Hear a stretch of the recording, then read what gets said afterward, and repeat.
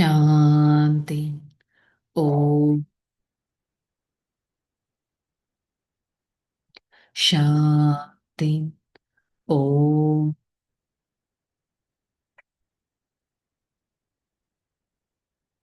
శాంతి.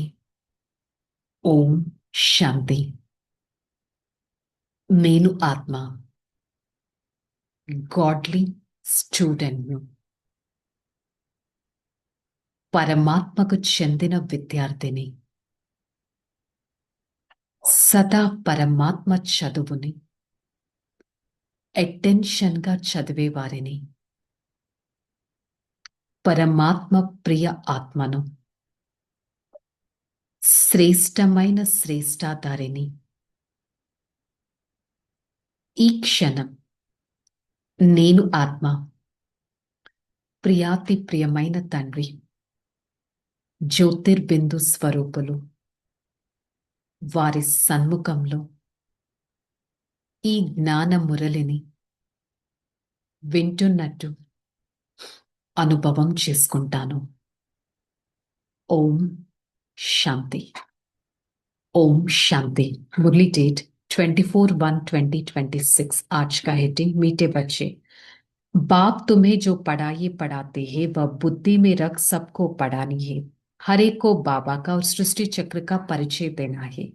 బాబా చెప్తున్నారు, మధురమైన పిల్లలు, బాబా ఏ చదువునైతే చదివిస్తారో అది మీరు బుద్ధిలో పెట్టుకొని అందరినీ చదివించాలి. భగవంతుడు ఏ చదువైతే చదివిస్తారో అది బుద్ధిలో పెట్టుకోవాలి, అందరినీ చదివించాలి. ప్రతి ఒక్కరికి బాబా పరిచయం, సృష్టి చక్రం యొక్క పరిచయాన్ని ఇవ్వాలి. నేను ఎవరు, నేను ఎవరికి చెందిన వారిని, నేను ఎక్కడున్నాను, ఎలా తయారవ్వాలి, ఈ పరిచయం ప్రతి ఒక్కరికి ఇవ్వాలి. ప్రశ్న, आत्मा सतयुग में भी पाठ बजाते हैं और कलयुग में भी, लेकिन अंतर क्या है?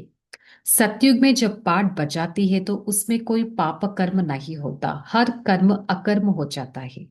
कलयुग में पाठ बजाते हर कर्म पाप कर्म हो जाएगा। మరి ఆత్మ సత్యుగంలో కూడా ఒక రోల్ అనేది ప్లే చేస్తుంది, మరి కలియుగంలో కూడా రోల్ ప్లే చేస్తుంది. సత్యుగానికి కలియుగానికి డిఫరెంట్ ఏంటి? సత్యుగంలో ఆత్మ ఏదైతే పాత్రను చేస్తుందో ఆ రోల్ పాపకర్మగా అయిపోతుంది.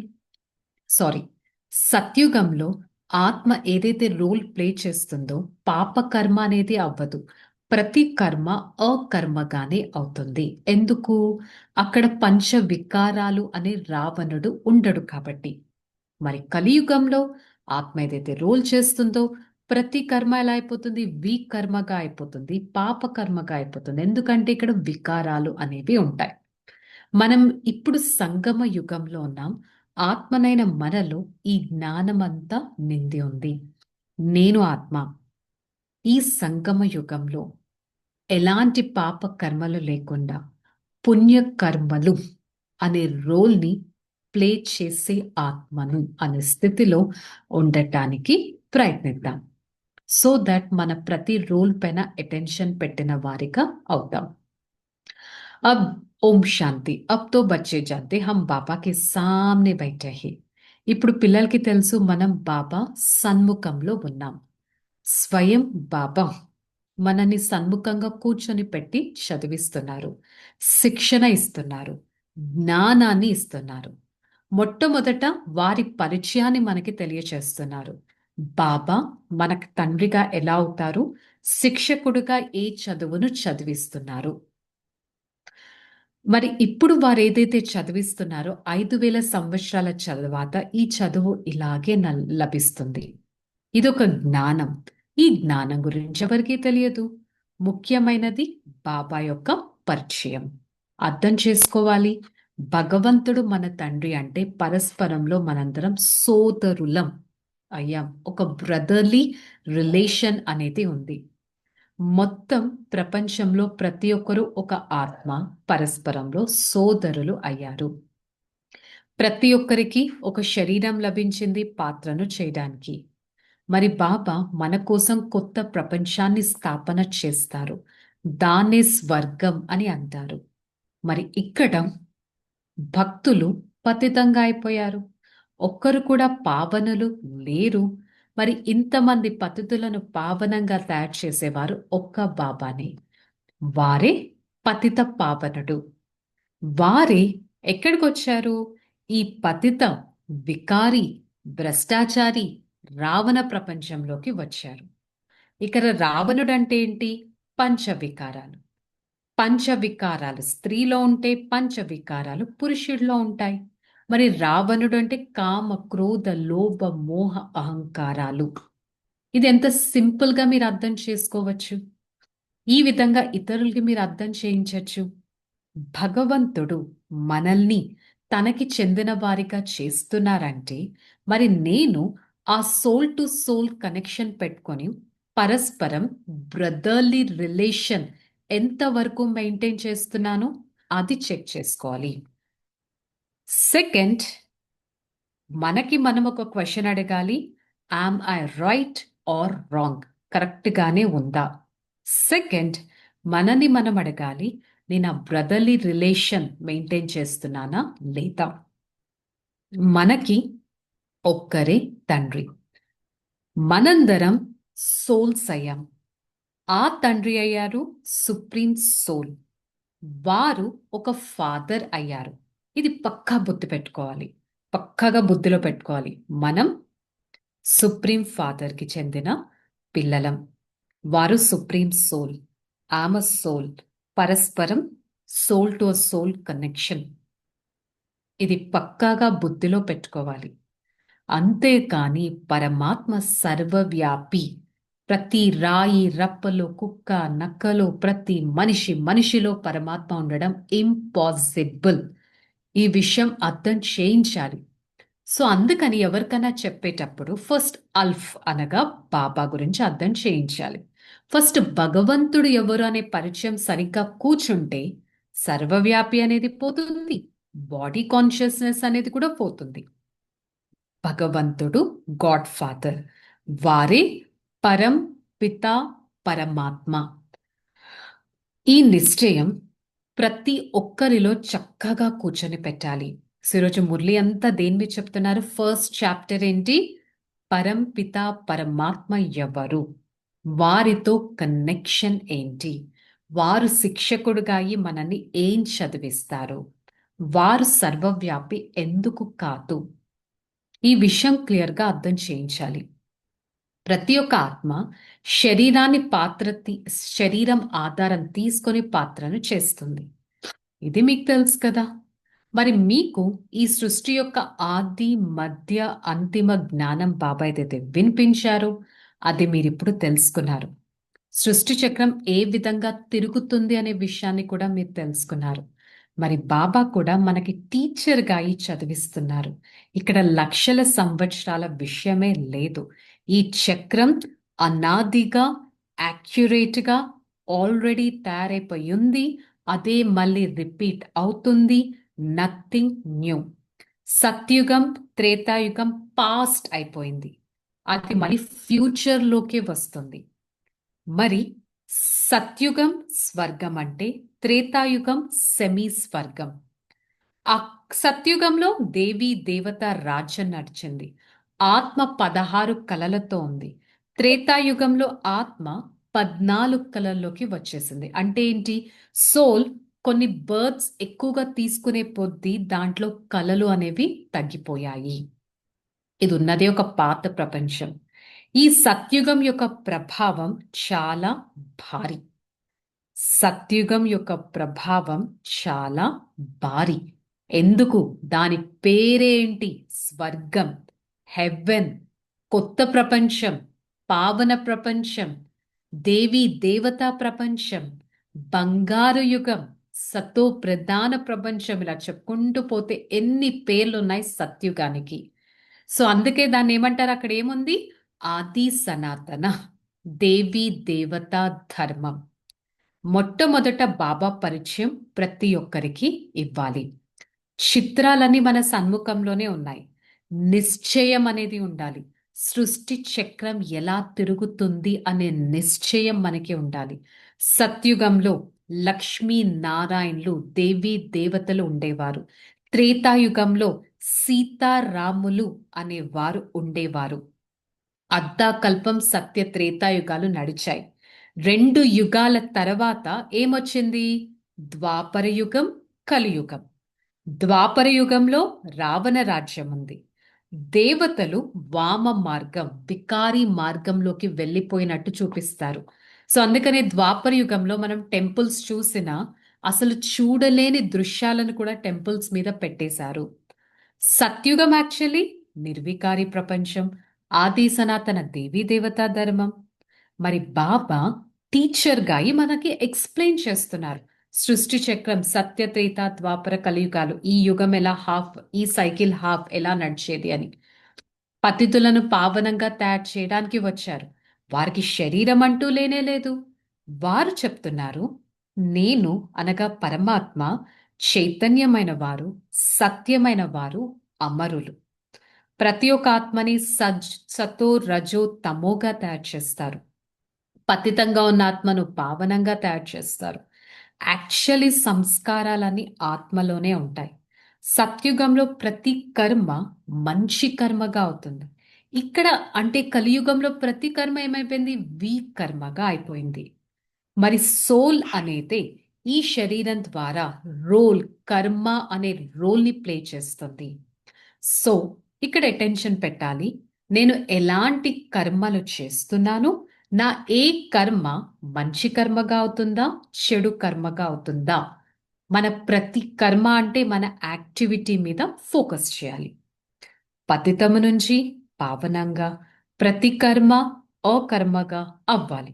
అది ఎప్పుడు పాసిబుల్? సత్యుగంలోనే పాసిబుల్. మరి ఇప్పుడు మనం ఎక్కడున్నాము అంటే కలియుగంలో ఉన్నాం, అనగా సంగమంలో ఉన్నాం. సత్యుగానికి కలియుగానికి మధ్యన సంగమంలో ఉన్నాం.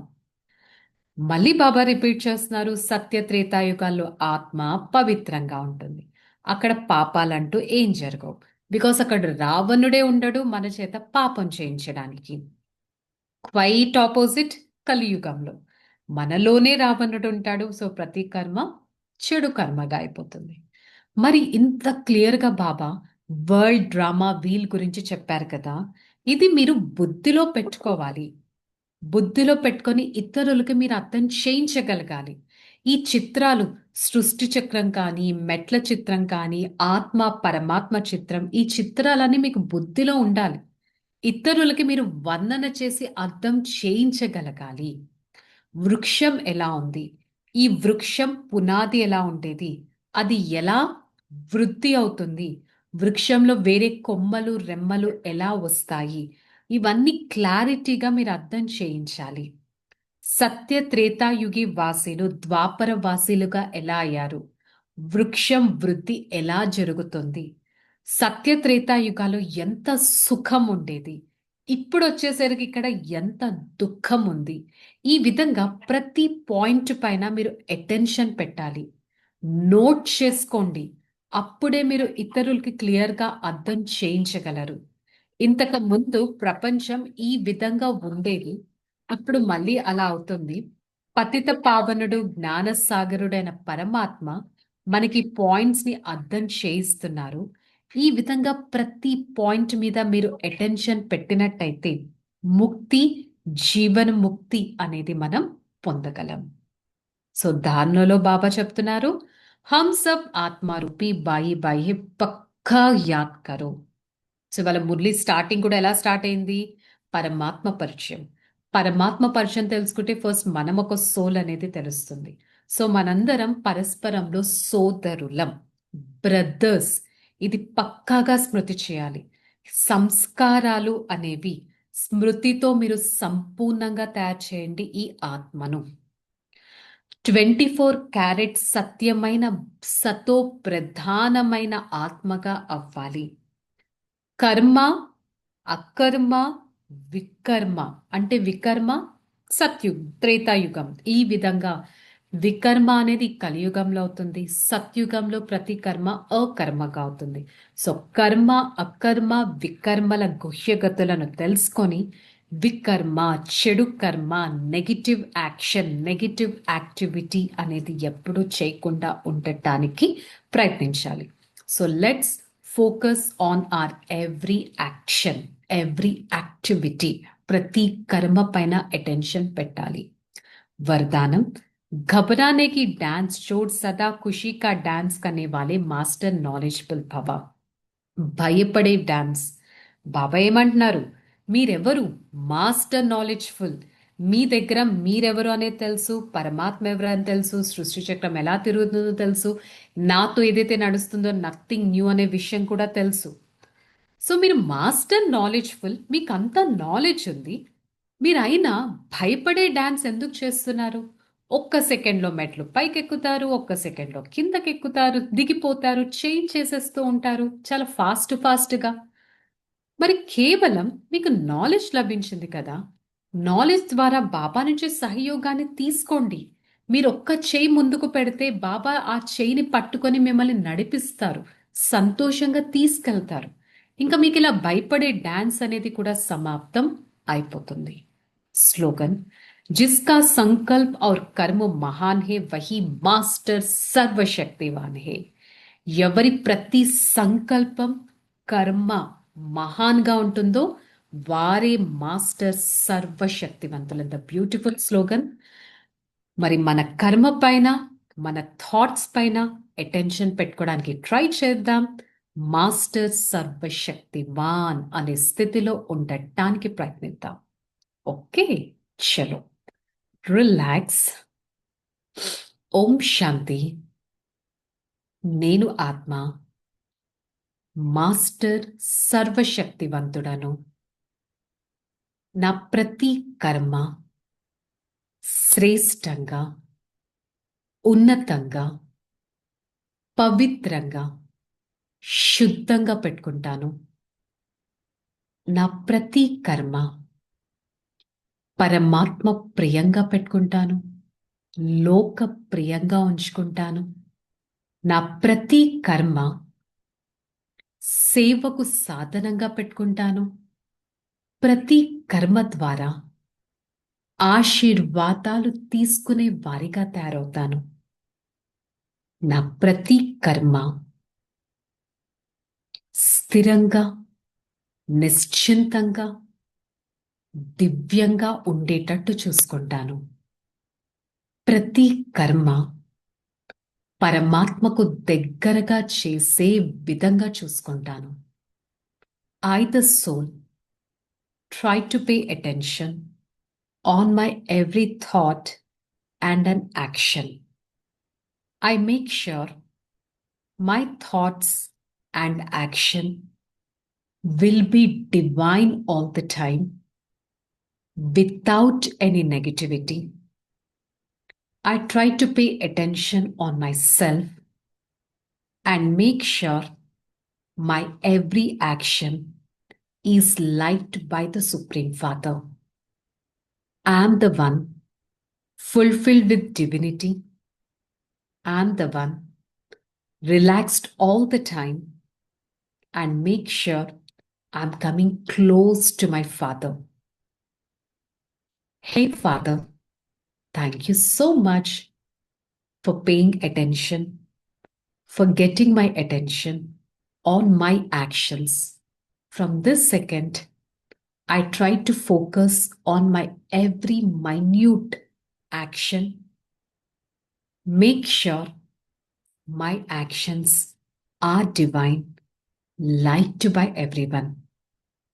Such a wonderful life I've received, the life directed by the Godfather. I always experience the beauty of this life and make sure my every step is liked by everyone. Acha. Om Shanti. Shanti. Shanti.